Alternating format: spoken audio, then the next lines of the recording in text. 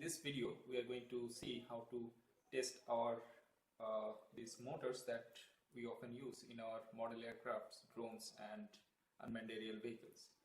So in order to find which motor is suitable for different kinds of these propellers that we often find in the market, so it becomes quite confusing that which motor is suitable for what kind of propeller. For example, I have one motor that is specifically suited for making multi-rotors, quadcopters, tricopters and all, and some motor which is like here, it is actually most suitable for use in aircraft.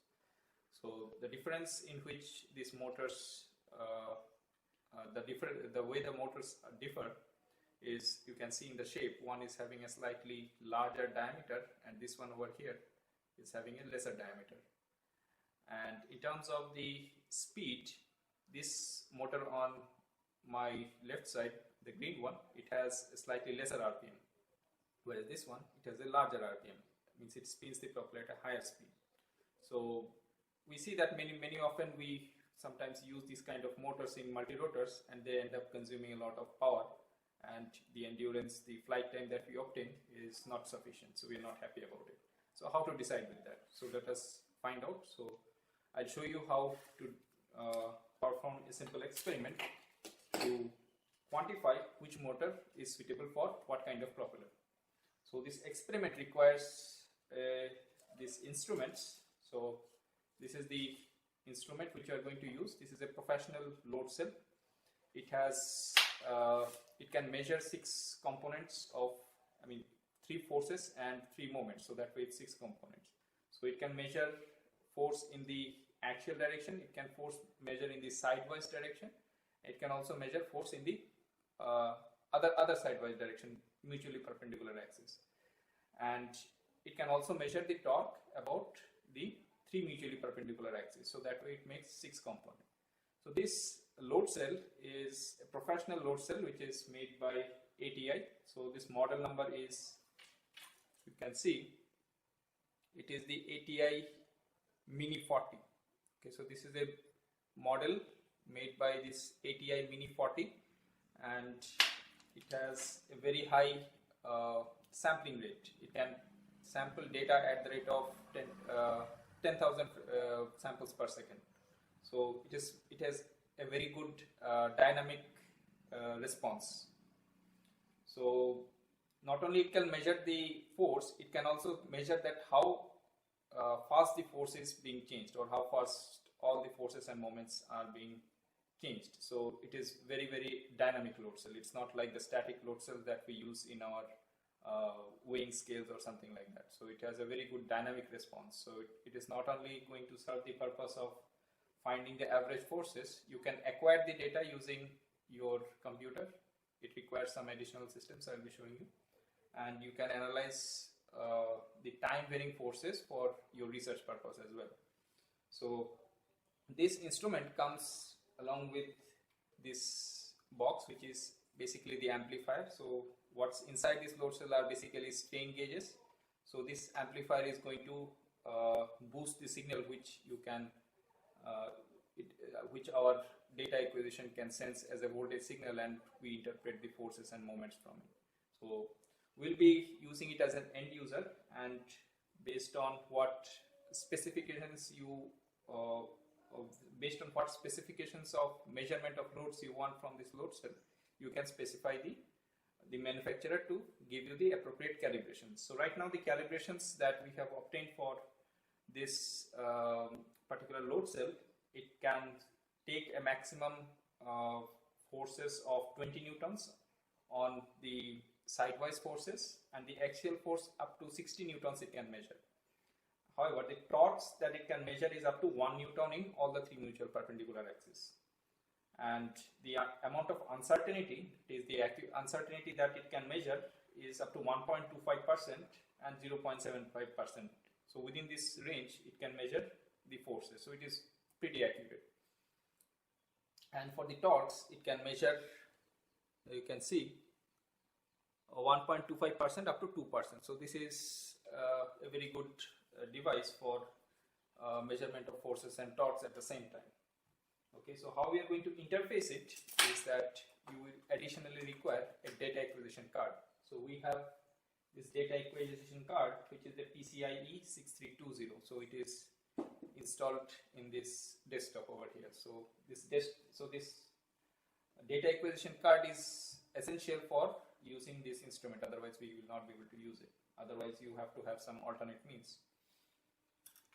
So the way to interface it is that this load cell, it needs to be connected in this, so it will just fit in only in one direction. So make sure that it is connected correctly.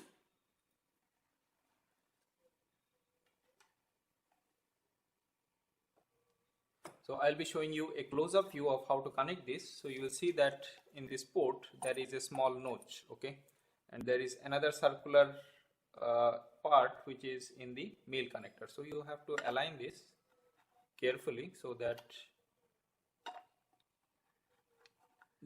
make sure that it connects, and then screw it so it will tighten and connect.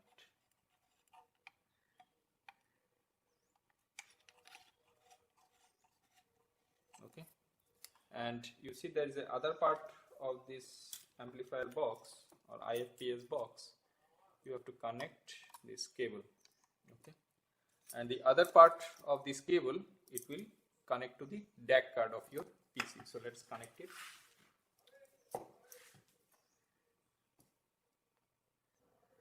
So this is the rear part of the PC, and this port over here is actually where we have to connect to the DAC card. So that is the port of the DAC card. So we have to just connect it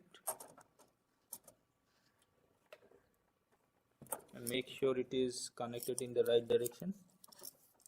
It will be connected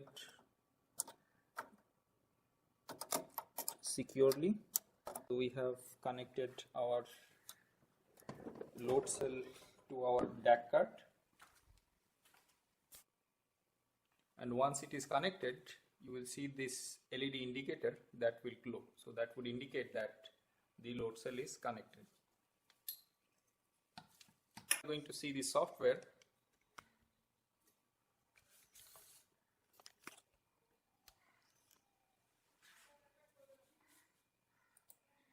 So this is the software that comes bundled with this load cell. So in the software we can see that there are the forces Fx, Fy, Fz, and there are 3 torques. Okay, so and these are updating in real time in this software. So as I am going to press against this, you see that the Sz force, that is the Z component of the force, is increasing, and if I release it, it is going back. So this way we can see that all the forces and moments, if I am trying to press or deform the load cell, so it is going to respond very quickly. So its response is very, very high. So in order to acquire the data, we have to go to tools, okay, go to data collection, and in this we have to first steer it, because initially when it is connected it will show some unbiased results. So you have to bias it. So once it is biased, all the forces and moments will go to 0. Then we have to specify a file name. Okay, what should be the name of the file in which the data will be saved, and it will be saved in CSV format, which you can open in Excel. So let it be you give some file name, and then there are certain options that when you click the start button, it will start the data acquisition, or it can wait for certain amount of time or certain amount of samples before actually starting the data acquisition. So these are certain advantages. Sometimes when you start recording, so it may happen that your in order to reach the steady state, your system that you are going to measure, it may take a certain amount of time. So if you have certain requirements, you can select these options, otherwise select none. That means immediately the moment you press start, the acquisition will start. Then for the stopping condition also you have certain options. That means immediately if you press the stop button, the acquisition will stop, or you can choose to stop it automatically after a certain number of samples or a certain amount of time. So you have these options. So the moment you're going to press start, the acquisition will start. And if you don't select any of these options, the recording will continue until you press to stop it. So that's not what we always want. So better plan your experiment that way. Now, in order to configure this load cell, there are options. You go to options, go to FT sensor options, and you can select what unit of force you want to measure for this load cell. For example, if you want these forces to be measured in grams, make it in grams. If you want it in kilonewton, newton, pounds, or torque units, or whatever you change, you can change that. You can also change the axis of this load cell if you want to transform by any means. So that means if you want to change the x-axis orientation, so you can specify the angle in which your x-axis needs to be rotated. So these options are required in case if your model when it is mounted on the load cell needs some minor adjustments. So without physically altering the rotation of your model, you can do it in the software with this option. And then comes the bias. So I need not to do anything over here, so you can bias it externally in this program, or otherwise if you bias it here, it will be permanently saved. So these are the calibration options. Let's see what are the device options. So in this device options, you can specify what are the sampling rates. So it can have a maximum sampling rate of 10 kilohertz, and what we are going to do is for every 10 samples we are going to average it, so it will give a smoother result. So if we can sample it at 10,000 hertz and every 10 seconds we are going to average it, so effectively we have 10,000 by 10, so it's like 1000 hertz sampling rates will be the effective sampling rate in this case. So we will be doing our test at 1000 hertz of sampling rate. Okay. And this connection here, you should select it because this is connected to the DAC card. You have to select differential ATI, what is the default connection. If you have something else depending upon your acquisition system, you can select the others accordingly. So right now for the present system, that is the NI DAC PCI 6320, that is the DAC card that is installed in this system, we are going to select the differential ATI default. Okay.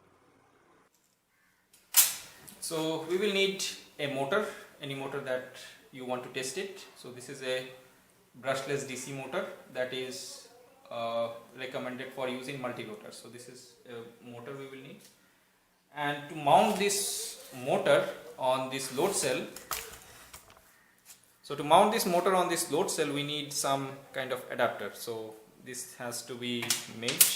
So what we did was we 3D printed this simple adapter. So what it does is that it fits nicely on this load cell, and you can use this M3 screws. There are certain M3 screws which are to be used to connect the adapter to the load cell. Now one thing you have to keep in mind that this particular load cell has two sides. One is the tool side and one other is the mounting side. So tool side is where you are going to mount your model, and the mounting side, you see, if you see carefully, so there is a small partition over here, and on this side, that is on this face, we are going to mount our model. Okay, and on this side we are going to mount the load cell to a fixed support. So the why is it is essential because this partition that you see, between this partition there are the strain gauges which are very delicate in nature. This is what is actually holding the load cell to your mounting plate, and in case if you screw this part little harder, that means if the length of your screw, so in case whatever mount you are going to use, just make sure that the screw, it never touches the mounting side. If it does and you try to tighten the screw, this is just going to widen the gap and there will be permanent damage in the load cell. So you should be very, very careful to do that. So when you are going to tighten this, so this is an M3 screw, and the length you can take according to the width of this mounting adapter. Based on that, any length you take, there is no obligation. Just you have to make sure that when you are going to tighten the screw, you don't over tighten it so much that the screw is going to touch and tightening further, it will try to widen the gap. So that will damage the load cell permanently, and it cannot be repaired by any means. So this is very important. So let us start by mounting the motor. We'll first test this particular motor on this load cell. So in order to do that, you will additionally need this plate. So it has been made out of perspex and drilled some holes according to the sizes of the mounting arrangement that is given in the motor. So once you get it aligned, so use your M3 screws and tighten it so that this plate gets fixed on this motor.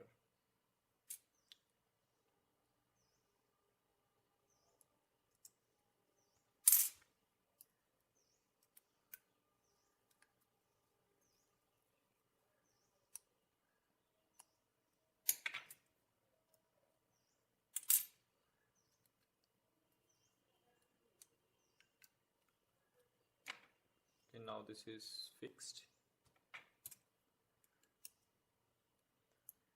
So it is not mandatory that you have to use the same arrangement. You can decide accordingly. And then what we have to do is we have to connect this plate to this motor. Okay, so we'll use some bigger screws, and because there is some space that has been produced, we'll have to use some spacers. So use these washers as spacers. Now that we have mounted the motor on this transparent disc, which will be mounted on this adapter, so we have these only this is the place where we can access these screws for mounting this on the load cell. So this assembly needs to be done first. So you locate the mounting side. So this is the partition, so this is the mounting side. So you align the adapter and insert the screws. Just make sure that you select the type of screws such a way that when you tighten it, it never touches the other side of the load cell. Otherwise, okay, so it should not come out from this partition.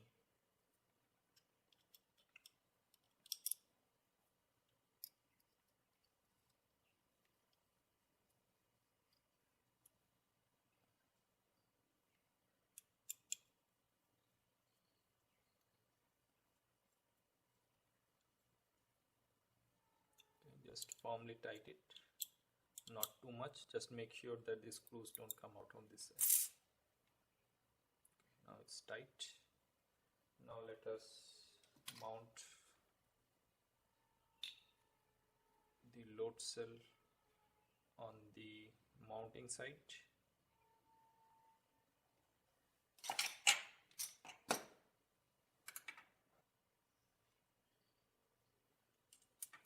We have our M3 screws.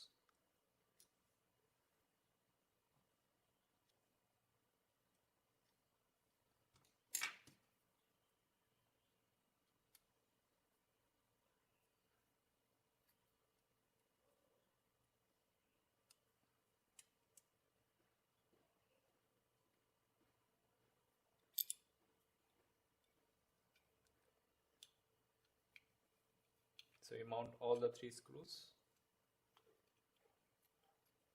and tighten it.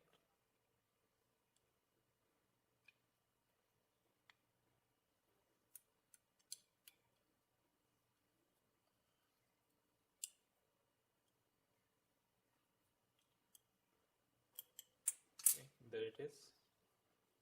Now we are going to mount this motor on this adapter.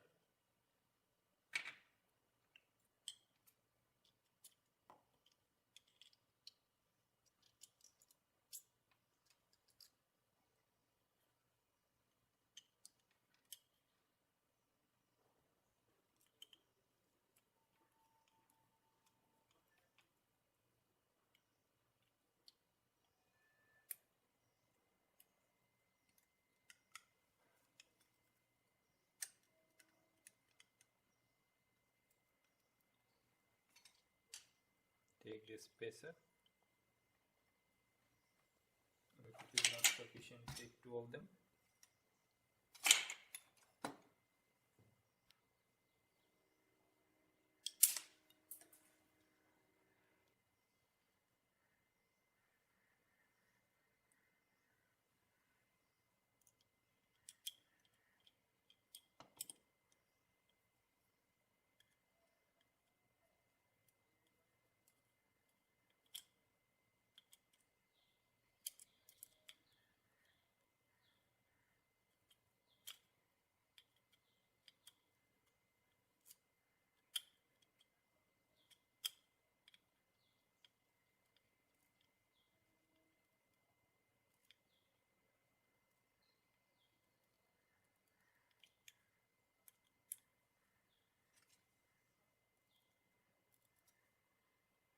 So now the load cell has been securely mounted to our motor.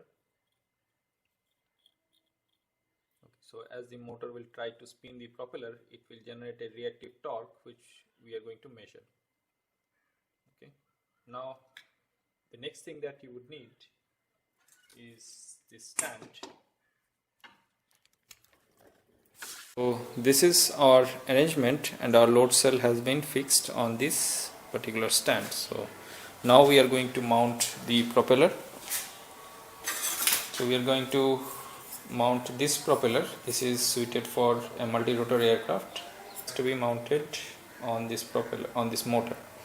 So one thing we will also try to do is you can either mount it facing upwards or downwards. So what I would generally prefer that we mount the propeller such a way that its thrust is directed upwards. So the main advantage is that if there is dust and debris on your floor, they will not be flying around. So it is I personally prefer to mount this propeller on the facing upwards, so that the wind, it is going to act in the upward direction. So that's what we prefer. So you also have to make sure that this particular hole, okay, it should tightly fit on the shaft. There should not be any play, otherwise the center of gravity will be offsetted, resulting in unwanted vibrations. So to account for that, your propeller will come with these adapters.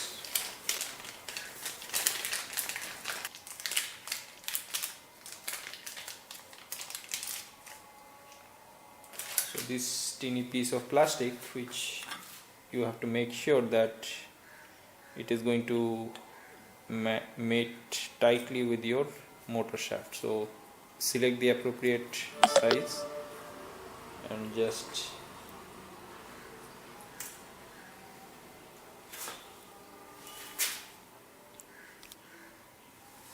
select the appropriate size and insert it in the propeller.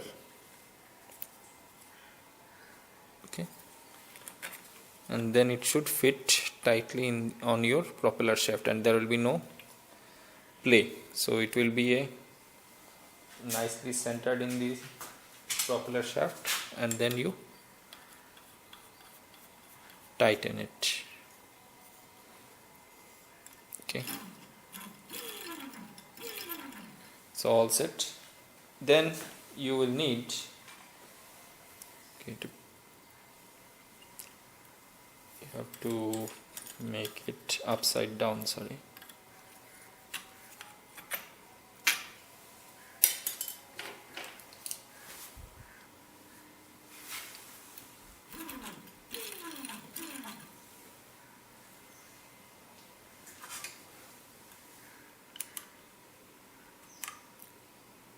Tighten the screws if necessary.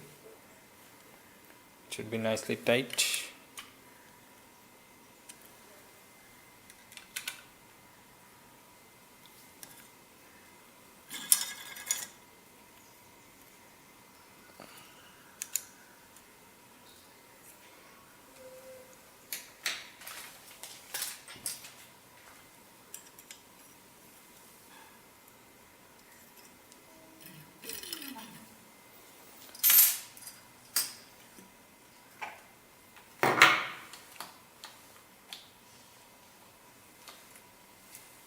So the next thing we would need is a speed controller. So any speed controller, brushless speed controller, and this servo controller, which will give the signal given to the speed controller to make the motor run at a desired RPM.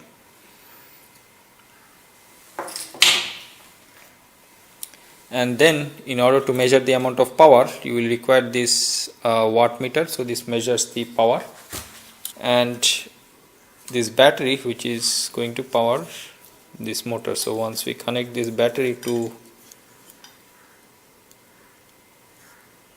the watt meter, so it shows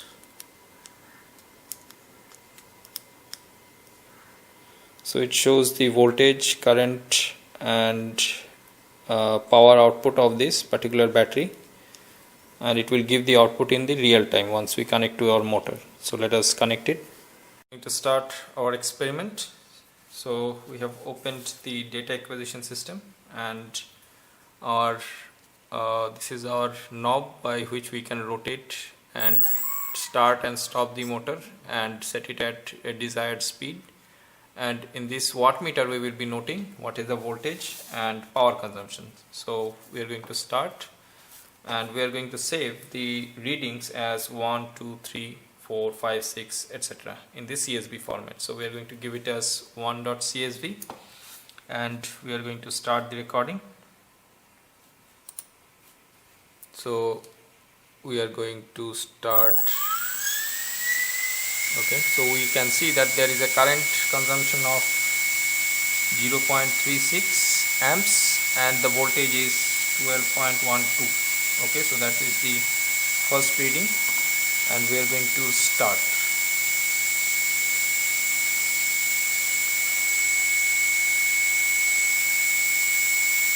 Okay, so after 4 seconds it will automatically stop, and then we will take the next reading. For this we have to rename this file name to 2.csv. Okay, so the next reading will be saved in 2.csv, and we are going to slightly increase the RPM. So we can see that for this condition the current is 0.64 and voltage is 12.02, and then click on start. So this will be saved in 2.csv. Similarly, after 2 you rename it as 3, so the next reading will be saved as 3.csv, and then slightly increase the RPM. Then click start and note down the current and voltage. So it's 1 amps, voltage is 11.91. We keep doing it until we reach the full throttle. Okay, that's the full throttle, we can't increase any further, so that's the maximum. So we start the acquisition.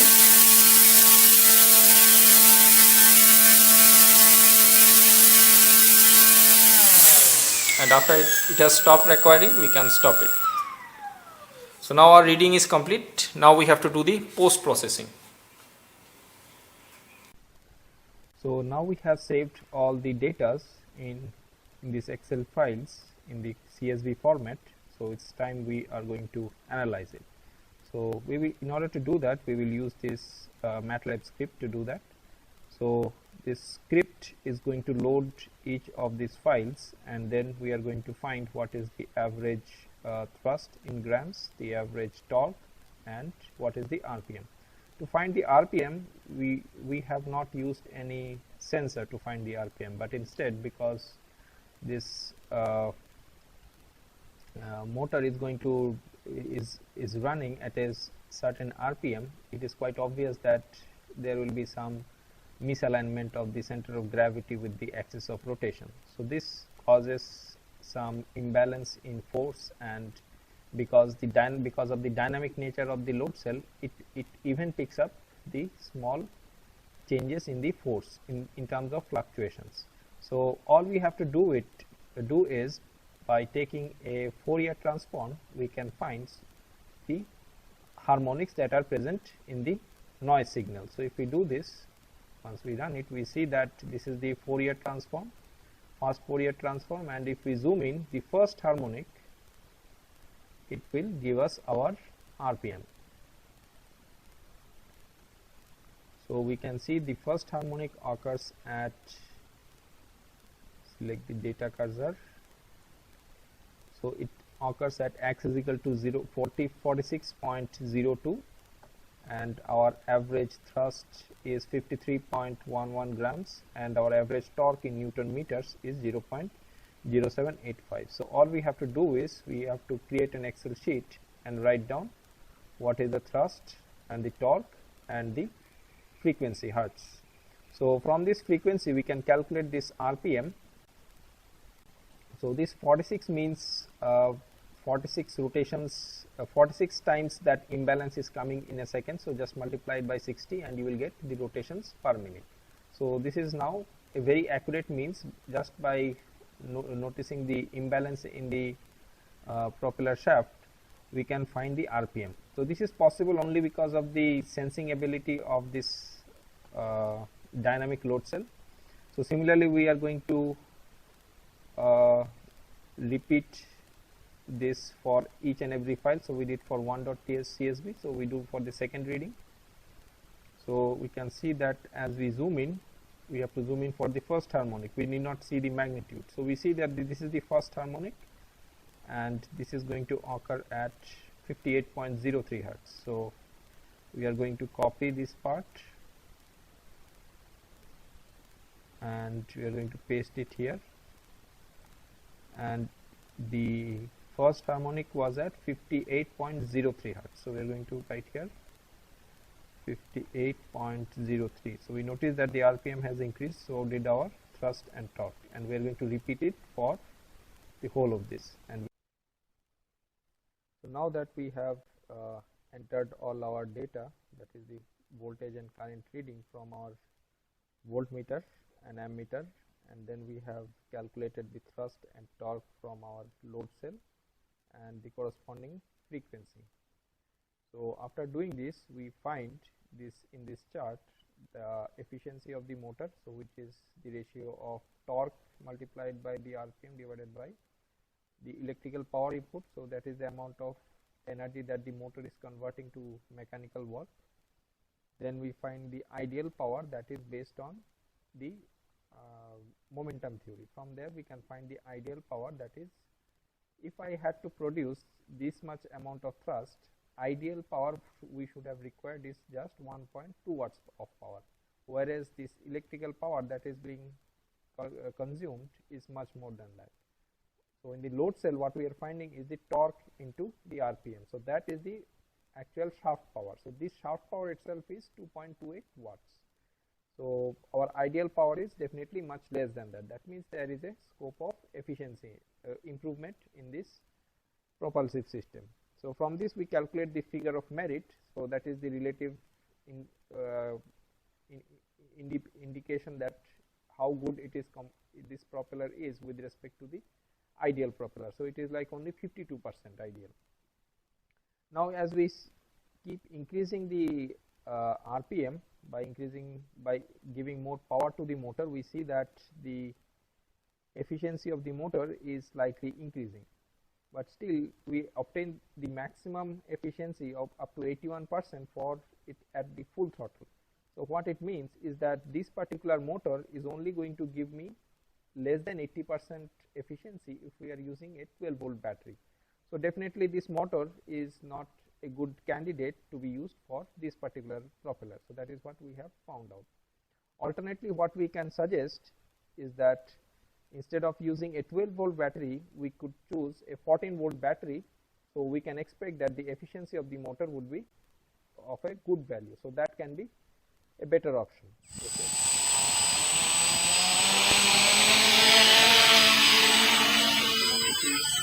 More videos like this, then hit the subscribe button, and if this video you found it useful,